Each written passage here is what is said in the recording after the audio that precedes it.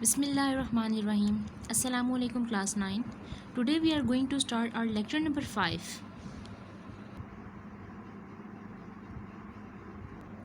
As you can see we are on page 110. हम लोग इस पेज से जो है सबसे पहले टेम्परेचर जो कि क्या है फैक्टर है किसी भी एंजाइम के एक्शन पे अफेक्ट होने का, ये हम डिटेल में देख चुके हैं। आज जो हमारा टॉपिक है वो है सबस्ट्रेट कंसंट्रेशन और यहाँ पर पीएच। यहाँ तक आज का हमारा टॉपिक है। बस दिखाने का मकसद सिर्फ और सिर्फ ये है कि मैं आपको ये क्लियर कर दूँ कि हमारा जो पिछला टॉपिक था factors affecting the rate of enzyme action वो कंप्लीट नहीं हुआ था। हमने सिर्फ और सिर्फ टेम्परेचर पे ख़त्म किया था। आज हम स्टार्ट कर रहे हैं सबस्ट्रेट कंसंट्रेशन से।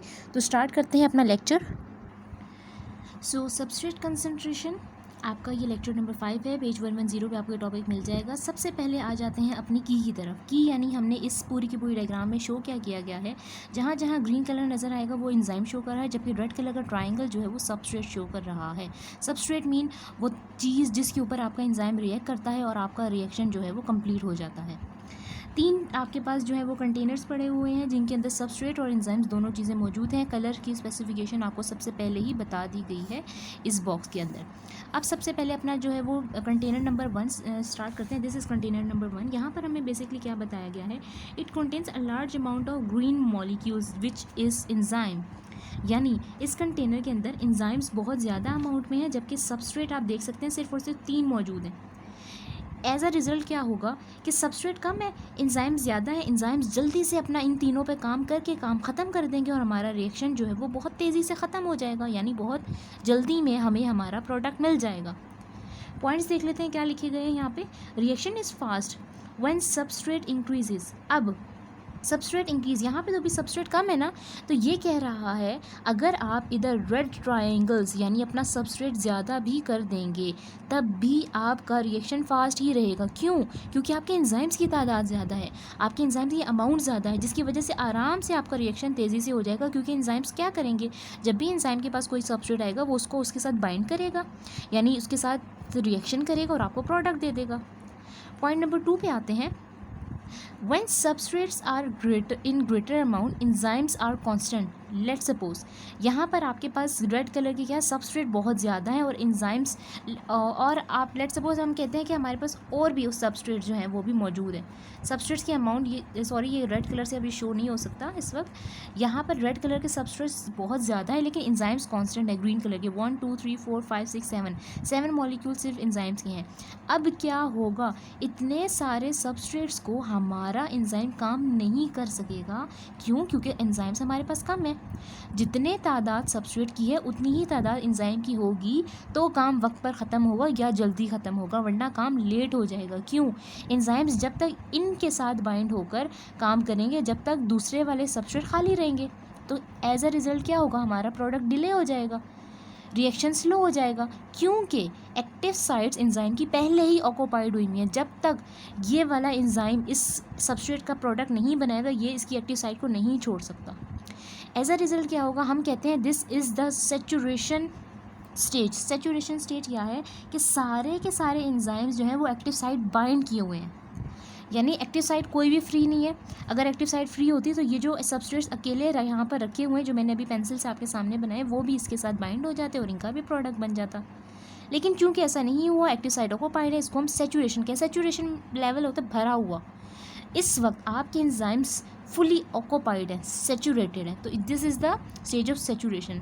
तीसरी चीज़ यहाँ पर क्या चीज़ शो की गई है कि सबस्ट्रेट कंसंट्रेशन जो है आपके पास बहुत ज़्यादा है। रेड कलर की ये देखें आपको सबस्ट्रेट बहुत ज़्यादा है, लेकिन अमाउंट देखें एंजाइम की 1 2 3 4 सिर्फ और सिर्फ 3 एंजाइम्स के जो है 4 एंजाइम्स जो है मॉलिक्यूल्स वो आपके सामने मौजूद है। अब ऐसा रिजल्ट क्या होगा, हमारे पास रिएक्शन खुद ब खुद स्लो हो जाएगा। क्यों? जब ये 4 मॉलिक्यूल्स एंजाइम के इन चारों सबस्ट्रेट से अपना प्रोडक्ट बनाएंगे और फारिग होंगे तभी तो इनकी एक्टिव साइट छोड़ेंगे और फिर किसी दूसरे आपके पास सबस्ट्रेट के पास जाएंगे, फिर उसके बाद तीसरे सबस्ट्रेट के पास जाएंगे, फिर चौथे, फिर पांचवें, करते करते करते आपका कितना टाइम कंज्यूम हो जाएगा। और आपका प्रोडक्ट फॉर एग्जांपल अगर मैं ये काम 1 घंटे का होता लेकिन एंजाइम कम है तो अभी हो सकता है ये 5 घंटे का काम हो जाए। तो एज अ रिज़ल्ट क्या हुआ, रिएक्शन स्लो हो गया है। ठीक है, इन तमाम चीज़ों में, इन तमाम डायग्राम से हमने देखा क्या है, मेन चीज़ क्या है, सबस्ट्रेट की कंसंट्रेशन है। आपने सबस्ट्रेट की कंसंट्रेशन अपने रिएक्शन में वो डालनी है या उतनी डालनी है जितना आपका एंजाइम मौजूद हो। एंजाइम की कंसंट्रेशन और सबस्ट्रेट की कंसंट्रेशन तकरीबन बराबर होनी चाहिए, या फिर एंजाइम की कंसंट्रेशन ज़्यादा होनी चाहिए, जैसा कि मैंने आपको फर्स्ट वाले कंटेनर में दिखाया था। तभी आपका रिएक्शन फास्ट होगा, तभी आपके तमाम के तमाम प्रोडक्ट्स जल्दी से बन जाएंगे, वरना आपका रिएक्शन इतना डिले हो जाएगा कि बाज़-औक़ात आपको ज़रूरत भी नहीं होगी तो आपका रिएक्शन उस वक्त तक बन के आपको एक एक प्रोडक्ट दे रहा होगा। ठीक है, इसलिए सबस्ट्रेट कंसंट्रेशन जो है वो बहुत ज़रूरी है। सबस्ट्रेट कंसंट्रेशन होप सो आपको इस डायग्राम से कम्प्लीटली जो है वो क्लियर हो गई होगी। नेक्स्ट हमारा जो फैक्टर है दैट इज़ पीएच। पीएच पे जाने से पहले हम अपनी फिगर 6.3 देख लेते हैं, जिसमें effect of substrate concentration of enzyme activity बताया हुआ है। इसमें बेसिकली हमें क्या बताया गया है, let's suppose we have a container जिसके अंदर एंजाइम जो है वो मौजूद है और हमने ऊपर से जो है वो सबस्ट्रेट डालना है। हमारे पास जो रिजल्ट आएगा उसका हम ये ग्राफ बनाएंगे। ग्राफ के एक्स एक्सिस पे हमने सबस्ट्रेट कंसंट्रेशन ली है, जबकि वाई एक्सिस पे rate of enzyme catalysed reaction लिया गया है। यानी आपका एक रिएक्शन इस कंटेनर के अंदर प्रोसीड हो रहा है, लेकिन इसके अंदर एंजाइम और सबस्ट्रेट दोनों होंगे। ठीक है, जो कि आपका प्रोडक्ट बनाएंगे। होगा क्या, ये रेड लाइन जो है वो हमने जो है वो गौर से देखनी है, इस पर फोकस करना है। बेसिकली सबसे पहले at the start of the reaction क्या होगा, आहिस्ता आहिस्ता हमारा रेट ऑफ एंजाइम, ये वाला वाई एक्सिस को देखना है। रेट ऑफ एंजाइम हमारा आहिस्ता आहिस्ता ज़्यादा होगा। और देखें नीचे सबस्ट्रेट कंसंट्रेशन भी यहाँ पे देखें, अगर मैं डॉटेड लाइन एक्सटेंड करूँ, दोनों चीज़ें ज़्यादा हो रही हैं। इस वक्त यहाँ पे 0 था, अब लेट्स सपोज यहाँ पे 10 है। उसके बाद आहिस्ता आहिस्ता सबस्ट्रेट कंसंट्रेशन भी ज़्यादा हो रही है और एंजाइम कैटेलाइज्ड हमारा जो रिएक्शन है वो प्रोडक्ट भी जो ज़्यादा बन, लेट्स सपोज इस पॉइंट पे हमारा जो है वो सबस्ट्रेट कंसंट्रेशन भी जो है वो हमने ज़्यादा डाल दी है। इस पॉइंट पे लेट्स सपोज 2 थी, इस पॉइंट पे 4 आ गया, सबस्ट्रेट हमने डाल दिए, और यहाँ पे 10 था तो यहाँ पे 20 टाइम्स हमारा जो है वो प्रोडक्ट बनना जो है वो जो ज़्यादा हो गया है। आहिस्ता आहिस्ता क्या होगा, अब आप रेड लाइन ये देख रहे हैं, इस लेवल पर आकर आपने सेचुरेशन सबस्ट्रेट कंसंट्रेशन जो है वो ज़्यादा कर दी है, बहुत ज़्यादा, लेट्स सपोज 8 कर दी है, 2 4 8 पे आप पहुंच गए हैं। अब आपका एंजाइम जो है, एंजाइम कैटेलाइज्ड रिएक्शन जो उसका प्रोडक्ट था, रेट था, यानी उसकी स्पीड थी, वो 20 के बाद 25 तक पहुंच रही है, और अब 25 से ऊपर जो है वो एक्सटेंड नहीं कर रही। क्यों नहीं कर रही, क्योंकि आपके पास जितने एंजाइम्स इस बीकर के अंदर मौजूद थे, ये जो बीकर मैंने आपके सामने बनाया है, उसकी तमाम की तमाम एक्टिव साइट्स ब्लॉक हो गई हैं, उसकी तमाम की तमाम एक्टिव साइट जो है वो यूटिलाइज हो गई हैं, जिसकी वजह से क्या होगा कि अब मैं जितने मर्ज़ी सबस्ट्रेट ऐड कर लूँ, मेरा रेट ऑफ एंजाइम यानी मेरी स्पीड ऑफ रिएक्शन कभी भी ज़्यादा नहीं होगी, क्योंकि एंजाइम्स ही खाली नहीं है।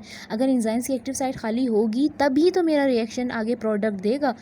Rate of enzyme catalysed reaction automatically constant हो जाएगा, यानी आप जितना मर्ज़ी सबस्ट्रेट डाल दो, इस लेवल पे आएंगे। अगर हम लेट्स सपोज मैंने अब अपने यहाँ पर 8 था और यहाँ पर लेट्स सपोज मेरे पास एंजाइम की सबस्ट्रेट की तादाद 12 हो गई है, इस पॉइंट पे आकर मेरे पास सबस्ट्रेट की तादाद लेट्स सपोज 16 हो गई है, यानी 2 4 8 12 16 सबस्ट्रेट मैंने इतने ज़्यादा कर लिए हैं, लेकिन मेरा रेट यहाँ से ग्राफ ऊपर जाने के बजाय सीधा कांस्टेंट वैल्यू देनी शुरू कर दी है, क्योंकि एंजाइम जो मेरे पास थे वो कांस्टेंट था।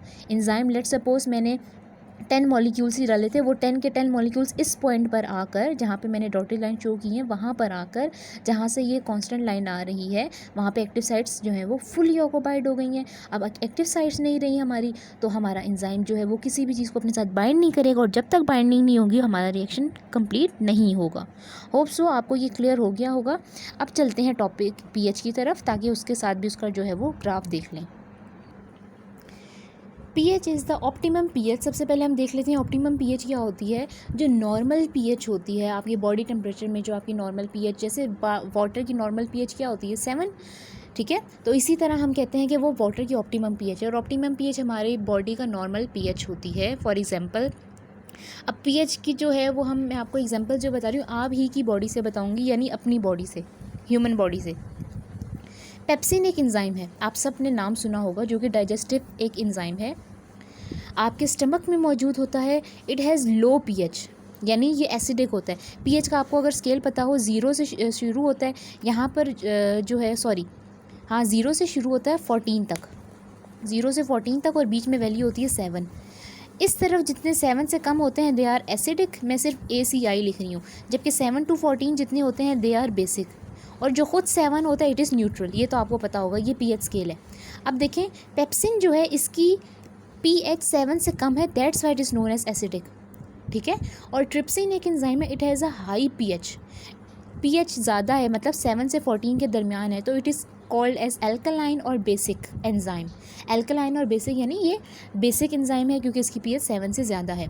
अब अगर पेप्सिन की पीएच लो के बजाय हाई हो जाए, पेप्सिन जो है वो ख़राब हो जाएगा, क्योंकि अच्छा पेप्सिन कौन है जो हमारे डाइजेस्टिव एंजाइम्स पे अच्छे तरीके से जो है वो काम करेगा, जिसकी लो पीएच हो। इसी तरह ट्रिप्सिन अगर लो पीएच हो जाए, ये बहुत एसिडिक हो जाएगा, तो ये क्या हमारे बॉडी के लिए अच्छा होगा? कभी भी नहीं। तो अल्लाह ताला ने हर एंजाइम जो हमारी बॉडी के अंदर डाला है उसकी एक स्पेसिफिक पीएच खुद से मेंटेन रखी है, जो कि ऑप्टिमम पीएच है। अगर किसी भी वजह से हमारे खाने पीने की वजह से या कोई भी बॉडी का जो है वो फंक्शन जो है वो डिसबैलेंस हो जाता है, उसकी वजह से अगर ये पीएच डिस्टर्ब हो जाए, हमारी बॉडी के एंजाइम डिस्टर्ब हो जाते हैं, सीधा सीधा बुखार हो जाता है, इन्फेक्शन हो जाते हैं, जिसको ठीक करने के लिए फिर आपको बाकायदा मेडिकल ट्रीटमेंट की ज़रूरत पड़ती है। अच्छा, अब ये पीएच का आपको एक रीज़न बताई गई है, ionization of amino acids produce proteins to break, यानी अगर आपकी पीएच चेंज हो जाए, लो से हाई हो जाए, आपकी एंजाइम्स किससे मिलकर बने होते हैं? प्रोटीन इन नेचर होते हैं, और प्रोटीन किससे मिलकर बने होते हैं? अमाइनो एसिड से, ठीक है। प्रोटीन अमाइनो एसिड से मिलकर बने होते हैं। बेसिकली अमाइनो एसिड की आयनाइजेशन हो जाएगी। आयनाइजेशन का बेसिकली क्या मकसद है? टूटना, ब्रेक डाउन होना। ज़रा सी भी पीएच में लो या हाई आपकी पीएच हुई, ऑप्टिमम पीएच ज़रा सी डिस्टर्ब हुई, आपकी अमाइनो एसिड्स या प्रोटीन टूटना शुरू हो जाएंगे, और जब अमाइनो एसिड्स या प्रोटीन टूटेंगे तो डेफिनेटली आपका एंजाइम टूट जाएगा।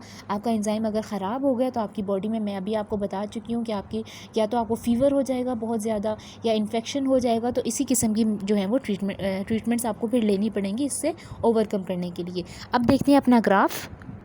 So this is the figure on page 111 figure 6.4 effect of pH on enzyme activity. सबसे पहले बेसिकली क्या है कि आपके पास वाई एक्सिस पे rate of enzyme catalyse reaction है, यानी आपकी रिएक्शन की स्पीड बताई गई है, जबकि एक्स एक्सिस पे आपका पीएच बताया गया है, और ये डॉटेड लाइन शो कर रही है आपकी ऑप्टिमम पीएच, यानी आपका नॉर्मल पीएच जिस पे आपकी बॉडी फंक्शनिंग करती है। With the passage of time, जैसे जैसे हमारी पीएच ज़्यादा हो रही है, हमारा जो रिएक्शन है वो ज़्यादा होता जा रहा है, और एट ऑप्टिमम पीएच इस पॉइंट पे हमारा जो रेट है यानी स्पीड है वो सबसे ज़्यादा होगी, क्योंकि हमारी जो बॉडी का ऑप्टिमम पीएच है, सबसे अच्छी हमारी बॉडी की फंक्शनिंग सिर्फ और सिर्फ इस पीएच पे होती है। जैसे ही ये पीएच कम हुई, ठीक है, इस तरफ हमारे पास पीएच कम हो रही है जबकि इस तरफ पीएच ज़्यादा हो रही है, ठीक है, लेफ्ट हैंड साइड पे पीएच कम हुई तो हमारा रेट ऑफ रिएक्शन यानी स्पीड ऑफ रिएक्शन कम होना शुरू हो गई, हमारी लाइन नीचे आ रही है, स्लोप नीचे आ रही है। इस पॉइंट पे सबसे ज़्यादा ऑप्टिमम पीएच है, और इस पॉइंट पे सबसे ज़्यादा हमारा स्पीड भी है, रेट भी है। रेट को स्पीड कहते हैं बेटा, ठीक है, रेट ऑफ रिएक्शन यानी स्पीड ऑफ रिएक्शन इस पॉइंट पे सबसे ज़्यादा है। अब पीएच ज़्यादा होना शुरू हो रही है, ये देखें यहाँ से, अगर मैं ये डॉटेड लाइन, ग्राफ हमेशा बेटा डॉटेड लाइन से शो करते हैं ताकि आपको पता चल सके, ये डॉटेड लाइंस होती हैं। ये डॉटेड लाइन आपको बताएगा आपकी एक्स एक्सिस पे क्या वैल्यू है, और आपको यही डॉटेड लाइन बताएगा कि आपकी वाई एक्सिस पे क्या वैल्यू है। इस तरह शो होता है। आप लोगों ने ये फिज़िक्स में 9th क्लास में 3rd चैप्टर में डिटेल में पढ़ा होगा, ठीक है, इसलिए मैं यहाँ पर डिटेल में नहीं बता रही।